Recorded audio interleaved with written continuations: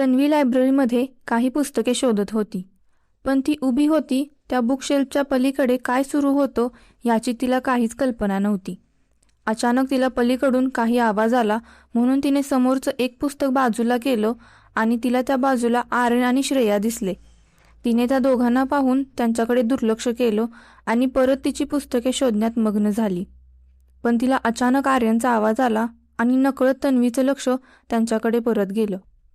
तन्वी जे काही ऐकत होती त्यावर तिचा विश्वासच बसत नव्हता. आर्यनने श्रेयाला त्याच्या मनातलं सांगितलं. तन्वीला ते खरंच वाटत नव्हतं. तन्वी आर्यनला 2 दिवसांपूर्वीच त्याच्यात श्रेयासमोर बोलण्याची हिंमत नाही असं म्हणाली होती आणि आज तो खरं श्रेयासमोर उभा राहून ते सगळं बोलत होता. तन्वीला आर्यनची हिंमत पाहून आनंद झाला होता, पण तिला असं वाटलं की ती नकळत का होईना पण त्या दोघांच्या पर्सनल गोष्टी ऐकत आहे. त्यामुळे ती लगेच तिच्या हातातील पुस्तके घेऊन हळूच तिथून निघून जाऊ लागली. पण ती तिथून निघून जाण्याअगोदरच श्रेयाचे शब्द तन्वीच्या कानावर पडले. श्रेयाने खूपच वाईट प्रकारे आर्यनला नकार दिला. तन्वी तिथे थक्क होऊनच उभी होती. तन्वी परत त्या पुस्तकाच्या मोकळ्या जागेतून तिकडे पाहत होती. तिथून तिला आर्यनचा चेहरा स्पष्ट दिसत होता. आर्यनच्या डोळ्यात पाणी दाटून आलेलं तन्वीला दिसत होतं. श्रेया तिथून निघून गेली, पण आर्यन तिथेच होता. आर्यन रडत होता आणि तन्वीला त्याला तसं पाहून खूपच वाईट वाटत होतं. पण या क्षणी आर्यनला एकटं सोडणंच गरजेचं आहे असा विचार करून तन्वी हळूच तिथून निघून गेली. सायंकाळच्या वेळी तन्वीने पाहिलं की आर्यन एकटाच बागेच्या दिशेने जात होता. तन्वी जेरीला बाहेर थोडा वेळ फिरवून आणते असं सांगून जेरीला घेऊन बागेत गेली. तन्वीने पाहिलं की आर्यन बागेत बाकावर हाताची घडी घालून शांत बसला होता. थोड्या वेळापूर्वी देखील तन्वी जेव्हा आर्यनच्या घरी गेली होती तेव्हा देखील तन्वीने आर्यन आणि त्याच्या बाबांचं भांडण ऐकलं होतं. आजचा दिवस आर्यनसाठी खूपच वाईट गेला होता हे तिला समजत होतं. तन्वी तिथेच मागे आर्यनकडे पाहत उभी होती. इतक्यात जेरी पळत पुढे गेला आणि आर्यनची पॅन्ट परत पकडू लागला. तन्वी लगेच त्याच्या मागे गेली आणि आर्यनच्या शेजारी बाकावर बसली. तन्वीला अचानक तिथे पाहून आर्यन थोडा गोंधळला. जेरी, काय करतोयस? पॅन्ट सोड त्याची, असं म्हणत तन्वीने जेरीला तिच्याजवळ ओढून घेतलं. याला माझी पॅन्ट का पकडायची असते सारखी? आर्यन जेरीकडे पाहत म्हणाला. कदाचित त्याला तुझी पॅन्ट आवडत असेल, तन्वी थोडं हसत म्हणाली. किंवा कदाचित त्याला देखील मी आवडत नसेल, आर्यन त्याच्या चेहऱ्यावर थोडं हसू आणत म्हणाला. पण त्या हसण्याच्या मागे दुःख होतं हे कुणालाही समजेल. असं काही नाहीये आणि सगळ्यांनी आपल्याला पसंत करावं हा हट्ट का? आपण अगोदर स्वतःवर प्रेम करायला हवं. आपण स्वतःबद्दल काय विचार करतो ते जास्त महत्त्वाचं आहे, तन्वी जेरीच्या पाठीवर हात फिरवत म्हणाली. आणि स्वतःवर प्रेम करण्यासारखं काहीच नसेल तर? आर्यन समोर एकटक बागेत पाहत म्हणाला. तू श्रेया तुझ्याबद्दल काय विचार करते त्यावरून हे सगळं ठरवू नको, तन्वी म्हणाली. आर्यन अजूनही एकटक बागेतच पाहत होता आणि दुसऱ्या क्षणी त्याला ती काय म्हणाली ते समजलं आणि तो आश्चर्याने तिच्याकडे पाहू लागला. 1 मिनिट, तुला श्रेया काय म्हणाली ते कसं माहीत? आर्यन तन्वीकडे पाहत म्हणाला. तन्वीने तिच्या हातातील बॉल बागेत लांब फेकून दिला आणि जेरी पळत त्या बॉलच्या मागे गेला. तू आणि श्रेया जेव्हा लायब्ररीमध्ये बोलत होता तेव्हा मी तिथेच जवळ पलीकडच्या बाजूला होते, तन्वी म्हणाली आणि आर्यनला समजलं की तन्वीने ते सगळं ऐकलं होतं. त्याने डोक्याला हात लावला. त्या सगळ्या गोष्टी कुणीतरी ऐकल्या आहेत या विचाराने त्याला लाज वाटत होती. तन्वी त्याला तसं पाहून पुढे बोलू लागली.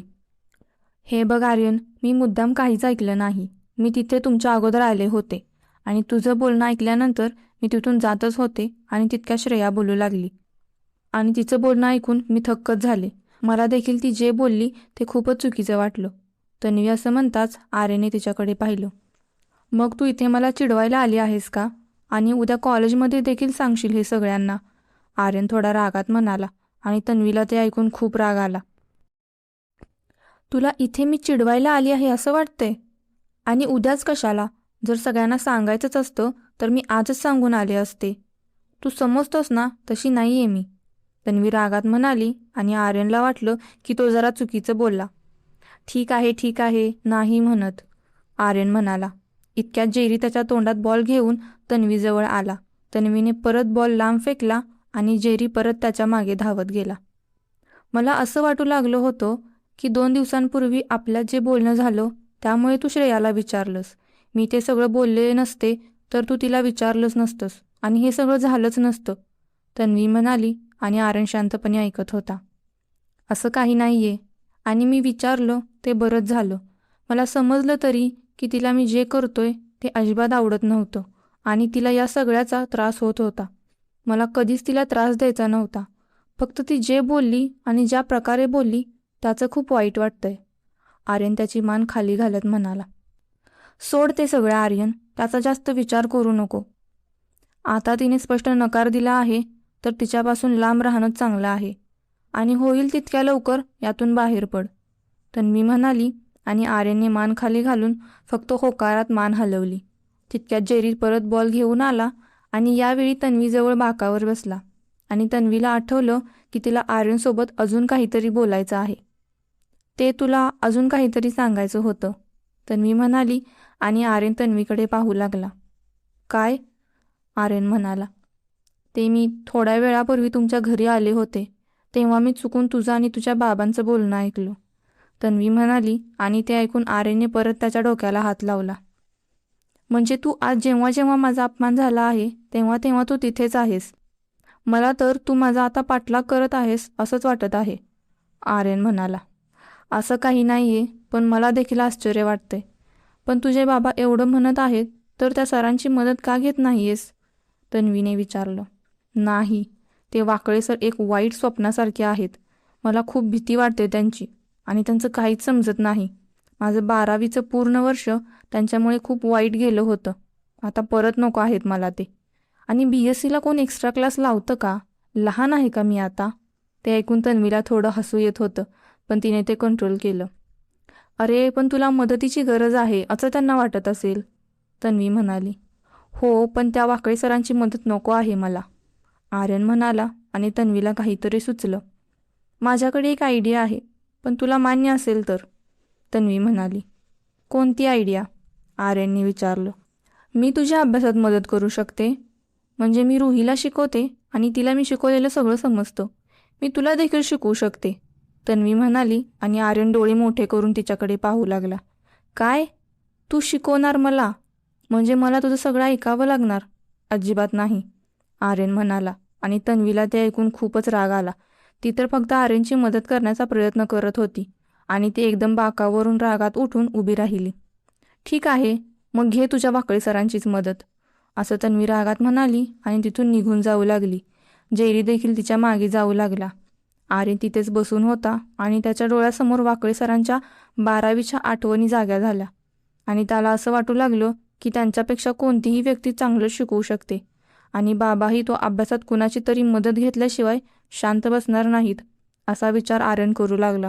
तो तन्वीच्या मागे पळत गेला आणि तिच्यासमोर उभा राहिला. तन्वी हाताची घडी घालून त्याच्याकडे पाहू लागली. तू खरंच करशील मला मदत? आर्यनने विचारलं. मग खोटी मदत कशी करतात? तन्वी म्हणाली. ठीक आहे मग, मी तयार आहे, पण माझी एक अट आहे, आर्यन म्हणाला. कसली अट? तन्वीने विचारलं. तू अभ्यास सोडून दुसऱ्या कोणत्याच गोष्टीमध्ये मला ऐकवू शकत नाहीस आणि माझ्यावर हुकूम बजावू शकत नाहीस, इतर कोणत्याच बाबतीत, आर्यन म्हणाला आणि तन्वीच्या चेहऱ्यावर हसू आलं. ठीक आहे, डील, असं म्हणत तन्वीने तिचा हात पुढे केला आणि आर्यनने देखील तिचा हात पकडून हँडशेक केला. ते दोघे घराकडे चालत जाऊ लागले होते आणि जेरी देखील त्यांच्या मागून येत होता. तन्वीला अजून काहीतरी आठवलं आणि वाटलं की हीच योग्य वेळ आहे. ते तुला अजून काहीतरी सांगायचं होतं, तन्वी म्हणाली आणि आर्यन तिच्याकडे पाहू लागला. आता काय?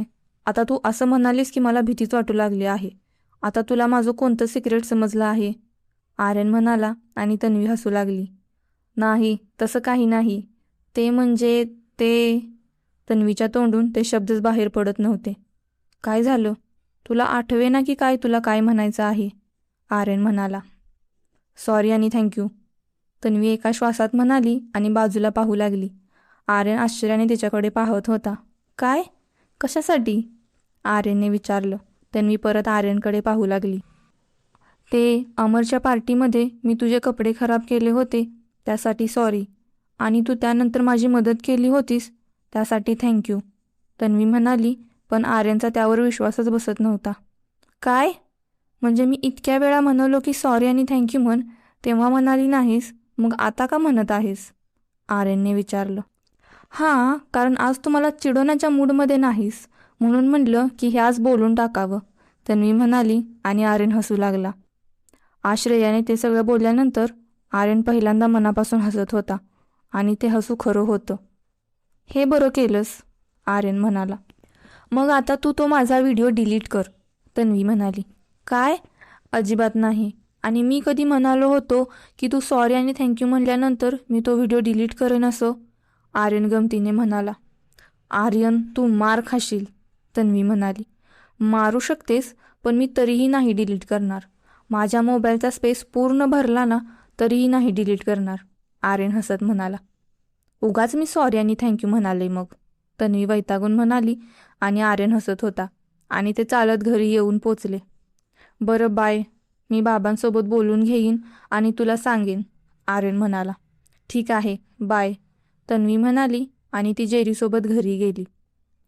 आर्यन घरी आला तर त्याचे बाबा घरी आले होते. ते TV बघत बसले होते. आर्यन त्यांच्यासमोर बाजूला सोफ्यावर बसला. स्वाती देखील तिथे आली. तिला भीती होती की ते दोघे परत भांडतील. आर्यन त्याच्या बाबांकडे पाहत होता. आर्यनच्या बाबांना आर्यन तिथे बसला आहे माहीत होतं, पण तरीही ते जबरदस्ती TV पाहत असल्याचं दाखवत होते. सॉरी बाबा, मी मगाशी रागात थोडा जास्तच बोललो, आर्यन म्हणाला आणि आर्यनच्या बाबांनी त्याच्याकडे पाहिलं. त्यांनी TV बंद केली. पण बाबा, खरंच मला त्या वाकळे सरांचं काहीच समजत नाही. मला त्यांच्याकडून नाही शिकायचं, आर्यन शांतपणे म्हणाला. मग काय करायचं आहे? आर्यनचे बाबा देखील होईल तितक्या शांतपणे बोलत होते. बाबा, ती शेजारची तन्वी आहे ना, ती मला बोलली आहे की ती मला अभ्यासात मदत करेल. मी तिच्याकडून मदत घेईन आणि खरंच यावेळी मी सगळे विषय सोडवेन, आर्यन म्हणाला. कोण तन्वी? आर्यनचे बाबा म्हणाले. अहो, शेजारी ते शिंदे साहेब आले नाहीत का राहायला? त्यांची मुलगी खूप हुशार आहे ती. मागच्या वर्षी कसली गणिताची परीक्षा झाली होती, तर त्यात तिचा पूर्ण महाराष्ट्रात 3रा नंबर आला होता. तिने मदत केली तर आर्यनला नक्की फायदा होईल, स्वाती म्हणाली आणि आर्यनचे बाबा विचार करू लागले. ठीक आहे, तू तिच्याकडून मदत घेत असशील तरी काही हरकत नाही. फक्त चांगला अभ्यास कर, आर्यनचे बाबा म्हणाले आणि आर्यन खूप खुश झाला. तो स्वातीकडे पाहू लागला. आई, आम्ही लायब्ररीमध्ये बसून अभ्यास केला तर चालेल का? आर्यन म्हणाला. अरे चालेल ना, त्यात काय विचारायचं आहे, स्वाती म्हणाली. ठीक आहे, मी तन्वीला सांगेन मग, आर्यन म्हणाला आणि आर्यन त्याच्या रूममध्ये गेला. रात्री जेवण झाल्यानंतर आर्यन घराबाहेर बाकावर बसला होता. तो खूप प्रयत्न करत होता, पण तरीही राहून राहून श्रेया जे बोलली होती ते त्याला सतत आठवत होतं. तो त्याच्या विचारांमध्ये गुंग होता. तितक्यात तिथे आरव येऊन बाजूला बसला. त्याने येताना 2 कप कॉफी आणली होती. आरव तिथे बसला तरी आर्यनचं लक्ष त्याच्याकडे नव्हतं. आरवने कॉफीचा कप आर्यनच्या डोळ्यांसमोर फिरवला आणि आर्यन जणू शुद्धीत आला. अरे दादा, तू इथे कधी आलास? आर्यनने विचारलं. जेव्हा तू शून्यात बघत बसला होतास तेव्हा, आरव म्हणाला आणि त्याने कॉफीचा कप आर्यनला दिला. नाही, ते मी असाच काहीतरी विचार करत होतो, आर्यन म्हणाला. काही झालं आहे का? आरव म्हणाला. नाही दादा, कुठे काय, आर्यन कॉफी पीत म्हणाला. आईने मला सगळं सांगितलं आहे आज जे काही झालं ते, आरव म्हणाला. सॉरी दादा, माझी चूक झाली. मी बाबांसोबत भांडलो, पण मी सॉरी म्हणालो आहे त्यांना, आर्यन म्हणाला. हो, पण मला असं वाटतंय की तू अजून काहीतरी लपवत आहेस. सगळं ठीक आहे ना? तू मला सांगू शकतोस, आरव म्हणाला. नाही दादा, खरंच सगळं ठीक आहे. तू अजिबात काळजी करू नको, आर्यन म्हणाला. आर्यनला त्याच्या दादाला असलं काही सांगून उगाच त्रास द्यायचा नव्हता. ठीक आहे, तुला सांगायचं नाही तर राहू दे, पण कधी सांगू वाटलं तर मी आहे, समजलं, आरव म्हणाला. हो दादा, आर्यन म्हणाला. त्याच्या दादासोबत बोलून त्याला नेहमीच बरं वाटतं. दुसऱ्या दिवशी तन्वी स्कूटीजवळ उभी राहून आर्यन घराबाहेर येण्याची वाट पाहत होती. तिला जाणून घ्यायचं होतं की आर्यन काल त्याच्या बाबांसोबत बोलला की नाही, आणि बोलला असेल तर ते काय म्हणाले. तिला भीती होती की ते परत भांडत नसावेत. तितक्यात आर्यन बाहेर आला. Good morning miss attitude, Aryan म्हणाला आणि तन्वीने त्याच्याकडे पाहिलं. पण त्याच्याकडे पाहून तन्वीला लगेच समजलं की तो रात्री ठीक झोपला नव्हता. त्याच्या डोळ्याखाली काळी वर्तुळे झाली होती, पण तो स्वतःला आनंदी दाखवण्याचा प्रयत्न करत होता. Good morning. बरं, काय झालं काल? तुझे बाबा काय म्हणाले? तन्वीने विचारलं. ते हो म्हणाले, आणि आईने देखील परवानगी दिली आहे की आपण खाली लायब्ररीमध्ये बसून अभ्यास करू शकतो, आर्यन म्हणाला. अरे वा, हे छान झालं. मग तू मला कालच का सांगितलं नाहीस? तन्वी म्हणाली. अगं कसं सांगणार, माझ्याकडे तुझा नंबर नाही आहे, आर्यन म्हणाला. आर्यन, आपल्या क्लासच्या ग्रुपवर माझा नंबर आहे ना? तन्वी म्हणाली. हो का? थांब शोधतो, असं म्हणत आर्यनने त्याचा मोबाईल हातात घेतला. राहू दे आता, तुझा मोबाईल दे इकडे, मी माझा नंबर देते, असं म्हणत तन्वीने त्याचा मोबाईल घेतला आणि त्याला तिचा नंबर दिला. आर्यनने त्या नंबरवर लगेच मिस कॉल केला.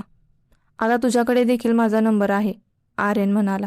ठीक आहे, जाऊया आता, उशीर होत आहे, तन्वी म्हणाली आणि ते दोघे कॉलेजमध्ये गेले. सगळी लेक्चर झाल्यानंतर आर्यन आणि त्याचे मित्र कॅन्टीनमध्ये बसले होते. आज लेक्चरमध्ये आर्यनने एकदाही श्रेयाकडे पाहिलं नाही. पियुषला समजत होतं की आर्यन आज थोडा वेगळा वाटतोय आणि खूप शांत देखील झाला आहे. ते सगळे कॅन्टीनमध्ये खात बसले होते. इतक्या श्रेया आणि तिच्या मैत्रिणी तिथे आल्या आणि थोडा लांब एका टेबलवर बसल्या. आर्यन, ते बघ, श्रेया आली, सुमित आर्यनला म्हणू लागला.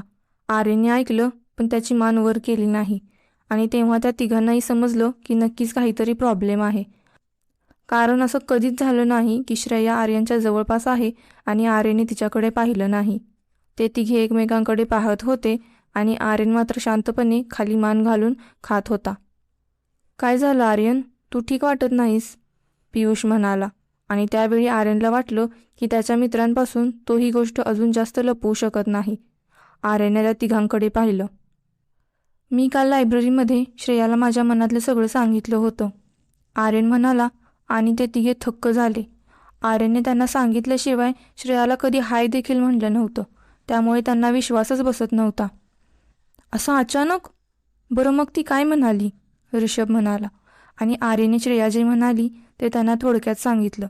ते सांगताना आर्यनच्या डोळ्यात नकळत पाणी आलं होतं, पण ते त्याने चेहऱ्यावर हसू आणत मागे घालवलं. म्हणजे ती तुला नाही म्हणाली, सुमित म्हणाला. या सगळ्यामध्ये तुला होकार कुठे ऐकू आला का, ऋषभ सुमितकडे रागाने पाहत म्हणाला. पण ती असं कसं बोलू शकते, एवढं बोलायची काहीच गरज नव्हती, पियुष म्हणाला. हो, बरोबर आहे तुझं, फक्त नाही म्हणून विषय संपला असता ना. तिला काय वाटतं की फक्त ती अभ्यासात हुशार आहे म्हणून तिला सगळं कळतं, बाकीचे मूर्ख आहेत का? मी बघतोच तिला, असं म्हणत ऋषभ त्याच्या जागेवरून उठणारच होता, तितक्यात आर्यनने त्याला थांबवलं. जाऊ दे ऋषभ, काही गरज नाहीये, मी तिचा विषय सोडून द्यायचं ठरवलं आहे, आता परत नको काही सुरू करू, आर्यन म्हणाला, आणि ऋषभ शांत बसला. तिकडे श्रेया तिच्या मैत्रिणींसोबत खात बसली होती. वाणीने आर्यनकडे पाहिलं तर तो आज श्रेयाकडे पाहत नव्हता. तिला देखील थोडं विचित्र वाटलं. काय झालं आहे आज, दिवस कुठं उगवला आहे, आज आर्यन तुझ्याकडे पाहत नाहीये, वाणी श्रेयाला म्हणाली, आणि प्रेरणा देखील पाहू लागली आणि तिला देखील समजलं. हो ग, काय झालं आहे आज, प्रेरणा म्हणाली. काल मी त्याला स्पष्ट नकार दिला आहे, श्रेया खात अगदी सहज म्हणाली. ते ऐकून वाणी आणि प्रेरणा एकमेकींकडे पाहू लागल्या. नकार दिल्यास म्हणजे, वाणी म्हणाली, आणि श्रेयाने त्यांना लायब्ररीमध्ये घडलेलं सगळं सांगितलं. त्या दोघींना विश्वासच बसत नव्हता. काय? पण श्रेया, तुला एवढं सगळं बोलायची काय गरज होती, त्याला किती वाईट वाटलं असेल, वाणी म्हणाली. हो, त्यासाठीच म्हणाले होते तसं, कारण चांगल्या प्रकारे नाही म्हणाले असते तर तो परत हेच करत राहिला असता, श्रेया म्हणाली. ही काही पद्धत नाही आहे पण स्पष्ट नकार देण्याची, समोरच्या व्यक्तीला देखील मन असतं, वाणी म्हणाली. मला या विषयावर काहीच बोलायचं नाहीये, मला जे योग्य वाटलं ते मी केलं, श्रेया म्हणाली, आणि त्या दोघी पुढे काहीच बोलल्या नाहीत.